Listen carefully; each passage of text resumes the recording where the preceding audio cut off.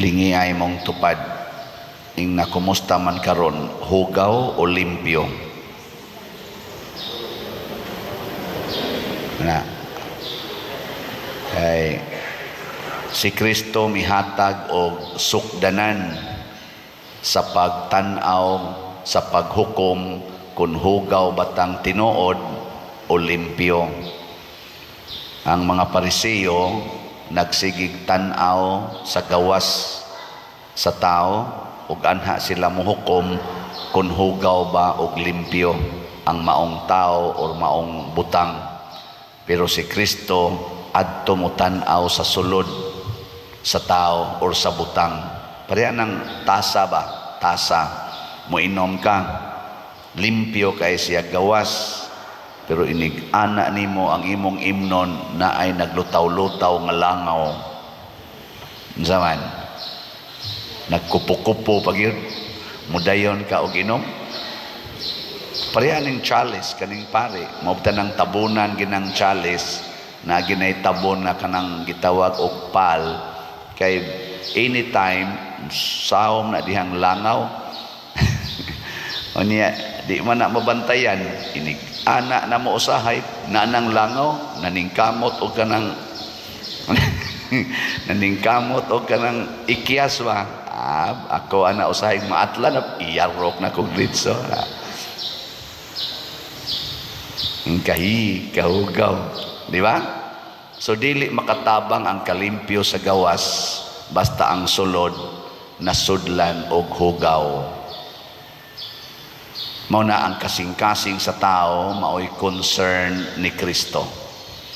Dili ang musulod, kung dili ang mugawas gikan sa bakba sa tao. Mao na matud pa diri sa atong tubag sa Salmo, ang bakba sa matarong nagabungat sa kinaadman. Kanus ang mailhan ang tao nga hugaw og limpyo, ang gibungat sa iyang bakba ug ang gibuhat sa iyang lawas. Naiuban limpyo kaayo, pero ang gibuhat nahimong prostitute. Gibaligya ang iyang lawas nga limpyo aron makakwarta. Daghan aron na ay gitawag og low grade nga prostitute, na asay high grade nga prostitute. Na ilingay mong tupad ing nadi ka prostitute.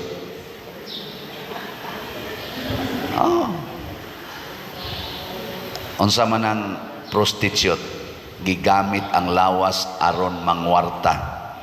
Ang uban ana kana mga low grade prostitute, kana bang sexually magpagamit sila bisan kinsa. Kanang mamaligya gyud bas lawas na ay mga kuan sila, mga bugaw ana. Ang high grade prostitute kanang mo-maintain og usa ka kabit nga dato nya, himuan din siyag balay, palitan siyag mga tanan yang gusto, alahas, mga sakyanan, tagaan siyag dagko na kaing bank accounts ana. Mao na gitawag og high grade prostitute. Di na magtakli-takli dayon niya, kung mapurdoy na ning iyang gikabit, di na makahatag, wa na ka reject na ka, ngita na sa kogmintinonon nga kabit niya. Ilagin ng panindoton ilang lawas, guwapa kay na sila, nindot kay na sila, or guwapo kay na sila, haron daghan yung madani ana. Nga napagi third, professional prostitute. Unsa man na? Kana bang mga professional, daghag mga kursong nahuman, pero ilang gigamit ang ilang kurso o ang ilang mga degrees sa pagpangwarta ana. Pareha ning nagwali, daghan manig kurso. Kining akong pagdupa-dupa o kining atong kolekta, kung para ni pangwarta, prostitute ko ana, na maligya sa akong lawas o sa akong abilidad aron lang ko makakwarta. Og maunay makahugaw nato kung magsintro na tas kwarta. Ang atong kasing-kasing nahigugma nas kwarta, wala na mahigugma sa atong isig katao. Sige, lingi ay mong tupad. Ingna siya, kinsay imong gihigugma, ako o ang imong kwarta? Sige, ingna. Sige.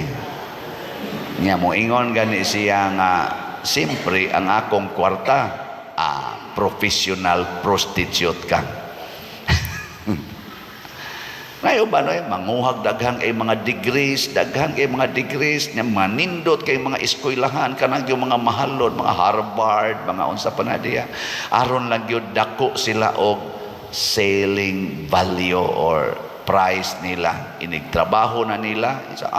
Harvard gikan, masters of this, doctor of this, unya gikag Harvard, maura ni imong sweldo. Ilang gibaligya ang ilang lawas. Muna si King Solomon wa na maligya unsa may iyang gibungat kanunay ang kaalam sa Dios. Na attracted niya ang tanang mga banggiitang mga tao, apil na ning Queen of Sheba.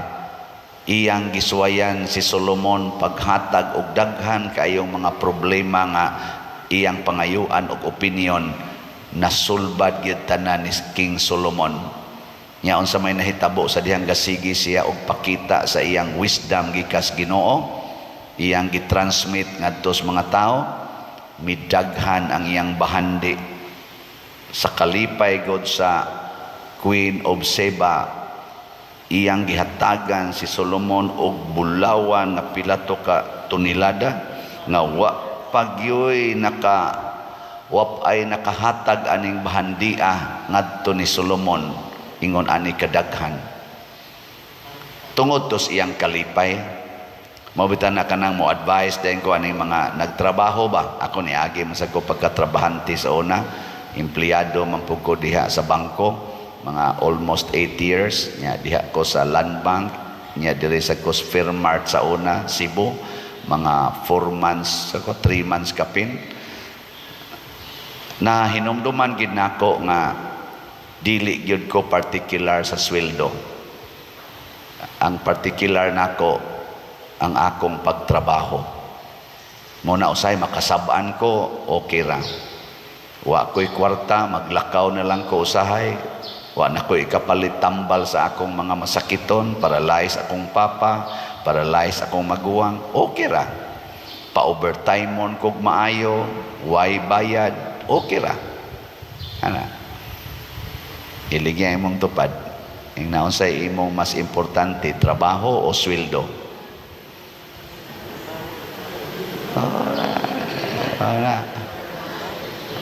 Congratulations sa mga kusog kay mo trabaho pero dili maghunahunag sweldo. Malipayon kay mo. O kamo mo'y mahimong mga source of inspirations sa mga tao. Pero kanang mga taong particular kay sweldo, hasta overtime daginoton yung kwenta, hasta katapusan 30 minutos kwentahon yun, nya masuko yung dili ihatag, buangon ka.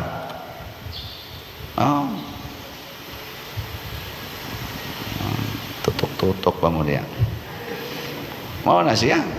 Mao bitaw din sa pag-abot na nako nga napari nako, nakalitan ko ngano man purting daghanang sweldo nya minus kay trabaho.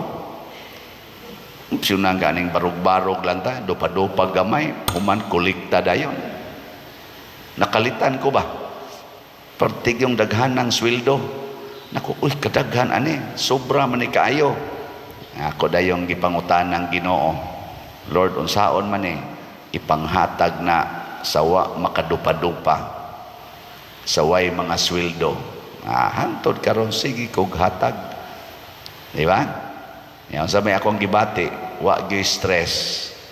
Ngano man, wa man ko'y kwartang gibantayan. Ako man ang gipanghatag, ato man ang gipanghimog project. Wa gyud ko'y gibantayan. Why stress? Ikaw niya pa og basakit ka, samot na gyung why stress. Ngano man, wa may kabayad sa ospital, di mas ko maghunahuna ana. Ngano man, ay sos ngano man daig mamatay gud ta magtikongkong diya sa kwarto gud. Di ba? ug mauna siya ang wisdom of God. Unsa may wisdom of God nga ang paghatag sa tanan dinhis kalibutan mao'y sikreto sa kinabuhing way katapusan. Usbon ako ha, ang paghatag sa tanan nga naa nimo dinhis kalibutan mao'y sikreto sa kinabuhing way katapusan. Mo nang ningon si Kristo, kung gusto kang malangit, ibaligya ang tanan mong katigayunan ug ihatag ang tanan ngadtos mga kabos ug maangko nimo ang kinabuhing way katapusan. Wisdom na, kaalam na siya. Nganong sige magitag baligyag slat dinhi, nag-agap batag kwarta, wala. Ang atong gidamgo na kining atong pagpractice nining kamatuoran sa kinabuhi nga mag-inambitay kita mubunga unta o kanindot sa atong katilingban. Ang Queen of Sheba pag-adto niyan sa gingharian ni King Solomon, nakaingon siya, pagkanindot sa palasyo nga imong gihimo, pagkanindot sa mga butang nga imong gigamit, ang sistema sa imong pagpaalagad, ang imong mga opisyal, ang mga gisulob sa imong mga staff, pagkanindot. Dinhi sa atong parokya ug naay mo anhi dinhi di maginiingong nindot kayo, pero magsige sa sila ingon ay sila kanindot sa di ba no? Nindot kay imong simbahan gamay ko na itong simbahan mura ra man kapilya, pero nindot sa kalimpyo ana mga lingkuranan kalimpyo kanindot tan-aon ngadtos gawas nganhi sulod hasta ngadtos opisina ana makaingon ka nga gitinuod gyud ana no, hasta ang atong pagkaon bisag buwad mulami og utan mulami gyud kay nagsaho gitag kaon kitang tanan mga on gumi dira kana pamahaw 20 gumikapin magdungan og kaon kada ginakaon lami ba yan na ikaon kanang naa kay kadungan di ba, pero ikaw na lang ganing usa gaapong sa imong lamisa nya napagidaghan kay kang mga problema bisag unsa kalami gibutang diha luod kanang asawa ikaw na lang usa maglingkod nya naghuna-huna kang ang imong bana tuas kabit nya imong mga anak tu aras computer tu aras TV way lami ikaon,